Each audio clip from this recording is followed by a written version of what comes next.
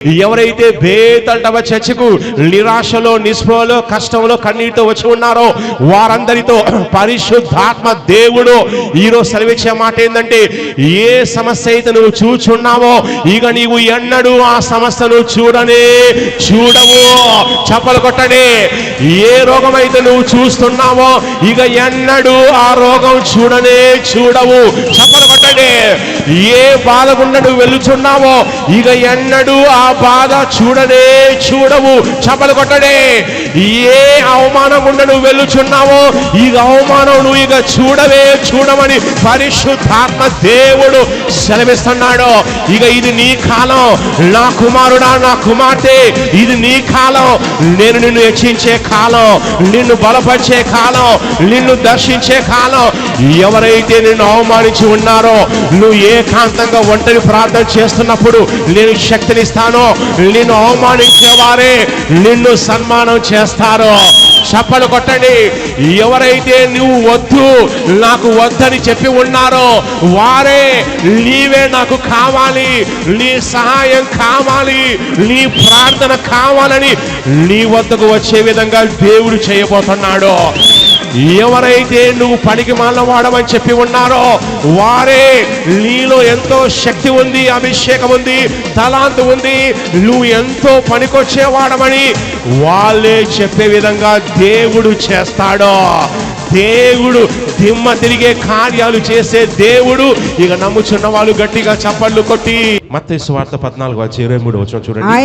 ఆయన ఆ జన సమూహములను పంపివేసి ప్రార్థన చేయుటకు ఏకాంతముగా కొండ ఎక్కి పోయి సాయంకాలమైనప్పుడు ఒంటరిగా ఉండి. ఇక రెండు మాటలున్నాయి. ఏకాంతం, ఒంటరిగా ఉండెను. యేసు ప్రభువు వారు ఏం చేశారంటే ఆ జనసమూహాలను పంపివేసిన తర్వాత ఆయన ప్రార్థన చేయుటకు ఏకాంతంగా కొండెక్కిపోయాడు. శిష్యులు మరి ఏంటి? శిష్యులు కూడా ఆయన ఏం చేశారంటే ఓడలో ఎక్కిచ్చేసి మీరు ముందుగా ఓడలో ప్రయాణం చేసి వెళ్ళిపోండి అని చెప్పేశాడు. శిష్యులు పంపించేశాడు, జనసమూహాన్ని పంపించేశాడు. ఆయన ఏకాంతంగా ఏం చేశాడని కొండ మీదకి వెళ్ళాడు. వినండి, నువ్వు అంటున్నావు నేను ఒంటరి వాడిని, ఏకాంతంగా ఉంటున్నానని చెప్పేసి నువ్వు బాధపడుతున్నావు. కానీ నీకు రహస్యం చెప్పాలా? నీకు వచ్చే శక్తి, నీకు వచ్చే బలం, నీకు వచ్చే అభిషేకం నువ్వు ఏకాంతంలో ఉన్నప్పుడు మాత్రమే నీకు శక్తి వస్తుంది. నువ్వు ఒంటరిగా దేవునితో ఉన్నప్పుడు మాత్రమే నీకు అభిషేకం వస్తుంది. ఎందుకంటే ఎంతమంది నీతో ఉన్నా కానీ లేని బలము నువ్వు ఏకాంతంగా ఉండి దేవునితో ఒంటరిగా సమయం గడిపినప్పుడు ఎంతో బలం వస్తుంది. యేసయ్య ఏకాంతంగా కొండ ఎక్కి సాయంకాలం అయినప్పుడు ఒంటరిగా ఉన్నాడు. ఆ కొండ మీద ఒంటరిగా ఉండి ఆయన ప్రార్థన చేస్తున్నాడు.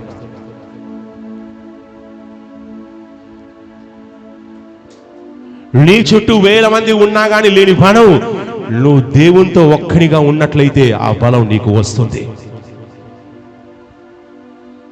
100 ఉన్నా కానీ సాధించలేని విషయాలను నువ్వు ఒంటరిగా ఉండి ఏకాంతంగా దేవునితో ఒంటరిగా ఉండి ప్రార్థన చేసినప్పుడు నువ్వు సాధిస్తావు. ఏకాంతంగా ఆయన ఎవరితో ఉన్నారంటే తండ్రి అయిన దేవునితో ఉన్నాడు. ఎందుకంటే ప్రార్థనలో తండ్రి అయిన దేవునితో సంభాషిస్తున్నాడు. ఇది రహస్యం అండి. నువ్వు ఈ రహస్యం నువ్వు తెలుసుకోవాలి. చాలా మందికి ఒంటరిగా ఉండాలంటే భయం అనిపిస్తుంది. చీకరంటే భయము. ఎప్పుడు కూడా ఇంట్లో శబ్దాలు ఉండాలి, టీవీ సౌండ్ ఉండాలి, మొబైల్ సౌండ్ ఉండాలి, ఇంట్లో పిల్లల సౌండ్ ఉండాలి, లేక ఏదో సౌండ్ ఉండాలి.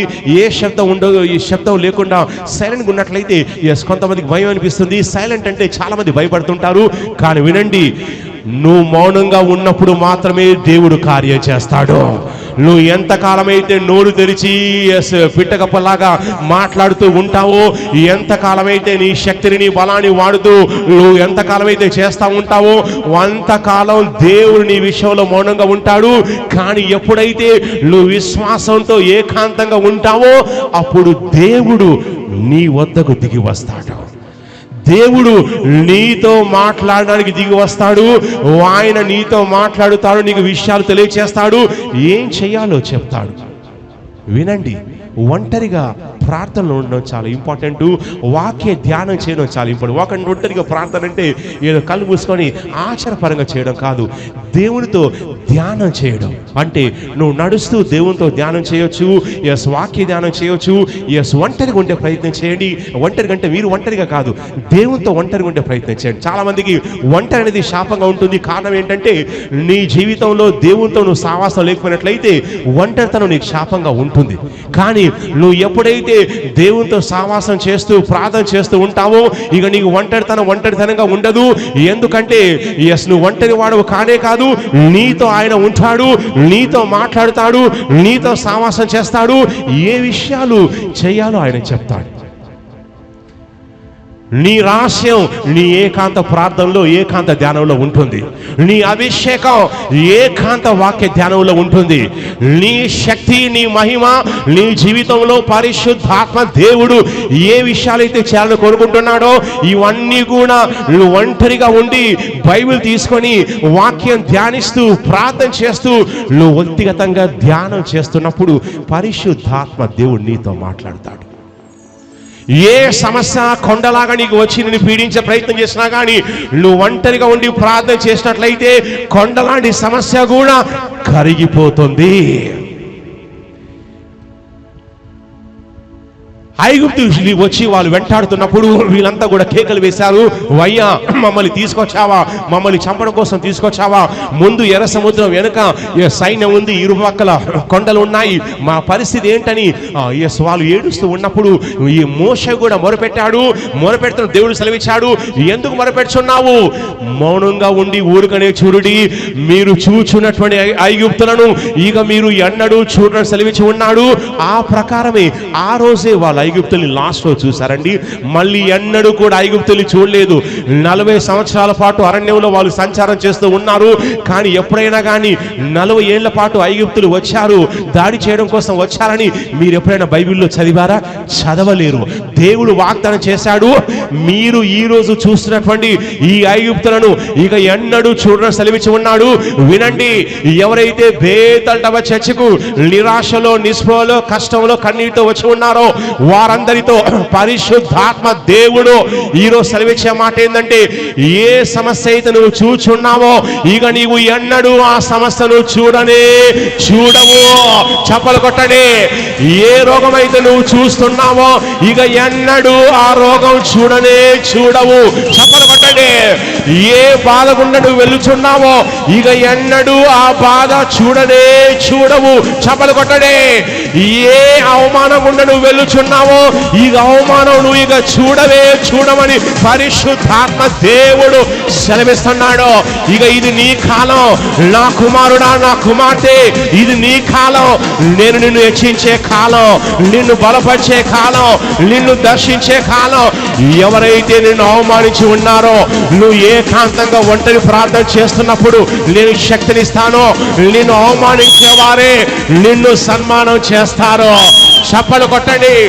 ఎవరైతే నువ్వు నాకు వద్దని చెప్పి ఉన్నారో వారే నీవే నాకు కావాలి, నీ సహాయం కావాలి, నీ ప్రార్థన కావాలని నీ వద్దకు వచ్చే విధంగా దేవుడు చేయబోతున్నాడు.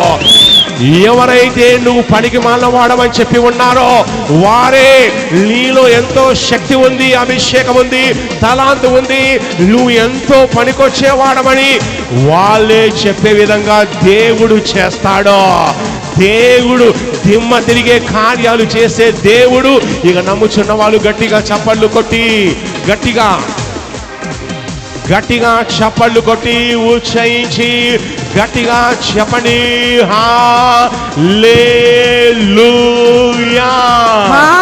హల్లెలూయా, సే హల్లెలూయా, హల్లెలూయా.